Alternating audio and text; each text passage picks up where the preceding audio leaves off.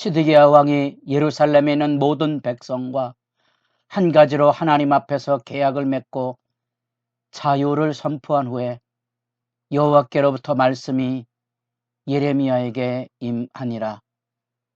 새벽을 깨우는 거룩한 기도자 여러분, 주의 말씀 앞에서의 경건이 우리의 일상이 되어 우리 안에 하나님의 영의 복된 역사가 늘 아름답기를 소망합니다. 오늘 우리가 읽어갈 하나님의 말씀은 예레미야 34장 8절에서 22절까지의 말씀으로서 우리는 드디어 새 언약의 하나님의 놀라운 위로와 소망을 넘어서 그들이 역사 속에 실제로 어떠한 삶의 상황에 있는지, 언약이 파기되고 끝내 심판으로 떨어지는 역사 이야기, 그래서 36장부터 시작이 되는 유다에 대한 절절한 심판, 열방에 대한, 주변 국가에 대한 심판을 말하는 단락으로 들어옵니다. 그 심판의 출발로서 언약이 파기된 상황에 대한 증거가 들려지게 됩니다.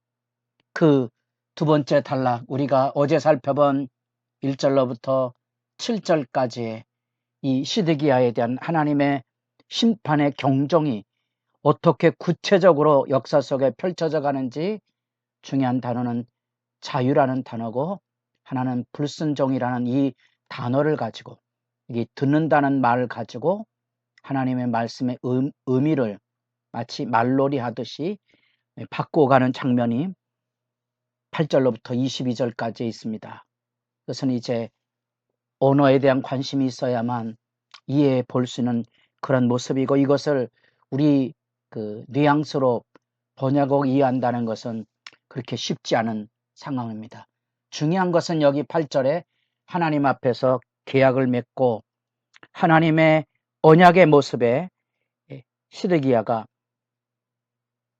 바벨론 제국의 군대가 포위를 했다가 아마도 추정컨대 잠시 애굽 구원병이 온다는 이야기 속에 그들이 퇴각한 상황 속에 주어진 역사적인 배경으로 추론해 보면 바벨론 제국의 잠시간의 퇴각 속에 하나님과 맺은 언약을 통하여 노비를 방면하게 되죠.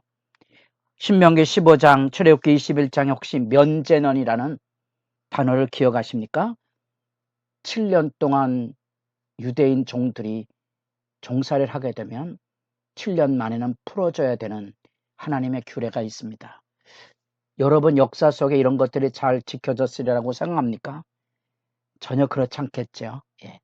신년이라는 말은 하나님의 말씀에 그저 모양만 남아있지 그 신년의 실체적인 사례들을 역사적으로 찾아보기 어려운 그런 측면들을 살펴보면 이 정도는 우리가 늘 이해해 보아야 될, 인간들이 가지고 있는 무지, 불신앙, 그리고 욕망에 사로잡힌 모습들을 보게 되는데, 뜻밖의 시드기야 왕이 이 바벨론 제국의 포위와 잠시간의 퇴각 그 상황 속에서 노비들을 방면하고 자유를 주었던 거지요.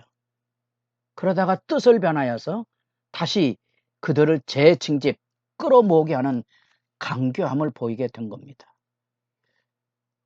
아마도 이런 것들이 하나님의 은혜의 역사를 인간의 야욕으로 바꾸어가는 간사함이라고 볼 수 있고요.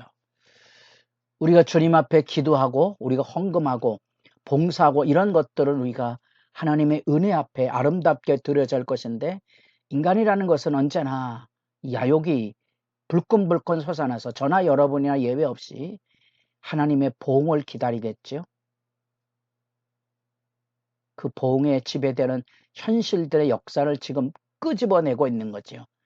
대표적인 죄악으로 왜 시드기야는 하나님의 심판을 받아 두 눈을 뽑혀 멸망하고 죄를 뒤집어 쓰고 가야 하는가?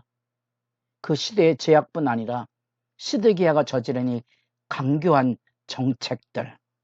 왜냐하면 노비를 풀어주어야, 그 노비들은 군대 가지 않았기 때문에 노비를 풀어주어야 군대의 인력을 보강하기도 하고, 또 돈 많은 사람들은 노비를 풀어주면 그들에게 양식을 주지 않아도 되니까 뭐 그런 의도도 있고, 종교적으로는 이렇게 하나님 말씀에 순종하면 하나님의 도우심이 있지 않을까, 이런 인간의 계산된 강교함으로 그들을 풀어주었다가 여의치 않으니까 다시 징집을 하는 그런 모습들을 여기 보이고 있는 거지요. 12절에 그래서 여호와의 말씀이 여호와께로부터 예레미야에게 임하니라.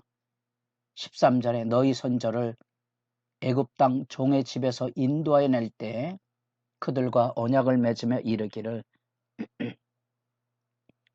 출애굽을 통한 하나님의 구원 역사에 대한 기반을 통하여 이 지금 시드기야가 행한 이 강교한 그런 정책의 실제의 모습들은 하나님의 이름을 더럽혔다고 보는 거죠. 16절에 너희가 돌이켜 내 이름을 더럽히고 각기 너와 그들의 마음대로 자유롭게 했던 노비를 끌어다가 다시 너희에게 복종시켜 너희를 노비로 삼았도다. 노비를 풀어줬는데 이제 하나님께서 이들에게 일종의 말놀이를 한다 그랬죠. 풀어놓는 말. 너희가 하나님 앞에 노비를 풀어줬는데, 그래서 그들에게 자유를 가져왔는데 다시 노비를 잡아들이니 이제 내가 뭘 풀어놓는 거니 저주를 풀어놓겠다는 거지요. 말놀이의 의미를 아시겠습니까? 내가 칼과 전염병과 기근에게 자유를 주리라 풀어준다는 거지요. 하나님 앞에 그들이 저지르고 있는 악의 모습들, 하나님의 이름을 더럽히고 다시 그들을 끌어다가 하나님의 말씀을 순종하지 아니하는 이 완악한 행위, 그래서 그들을 언약에 저주를 풀어놓아서 본래 송아지 언약을 가지고 송아지를 잡아서 둘로 쪼개어서 그들 가운데 지나가게 하므로 고대 사회의 언약 체결 양식이거든요. 오늘처럼 무슨 계약 법이 있는 게 아니고 배상 책임이 있는 게 아니고 신의 저주를 바탕으로 해서 그 시대 상황 속에 이런 계약이 이루어졌는데, 이제 하나님을 우롱하고 계약을 어겼기에 마치 짐승이 찢겨지듯이 이제 이 이스라엘 백성 모두가 그 하나님의 저주 가운데 내몰려 갈 것을, 그래서 22절 보라 내가 그들에게 명령하여 이 성읍에 다시 오게 하리니 그들이 이 성을 쳐서 빼앗아 불사를 것이니라. 다시 바벨론 군대가 몰려와서 그들을 불사를, 안타까운 역사적인 심판을 예레미야가 예고해 주고 있고, 우리는 34장에서 역사 속에 실제적인 악을 고발하고 있는 장면을 보게 됩니다. 우리가 하나님을 믿는다고 말하지만 하나님을 믿는다는 게 뭡니까? 이 율법의 경건을 개인 욕심의 놀림거리로 하나님을 우롱하고 있는 이 시드기야의 정책에 대하여 하나님께서 신랄한 고발을 일깨우고 있는 거지요. 하나의 사례를 통하여 마땅히 언약을 깨었기 때문에 송아지를 갈라서 그 시체가 공중의 먹이가 되게 하는 저주 아래로 이제 자기 백성을 넘겨줘야만 되는 하나님의 무서운 경고와 심판, 그렇게 예레미야가 1장부터 29장까지 탄식과 애가의 울부짖음의 이유가 뭡니까? 자기 백성이 결국 그런 꼴을 자기가 지켜보아야 된다는 거지.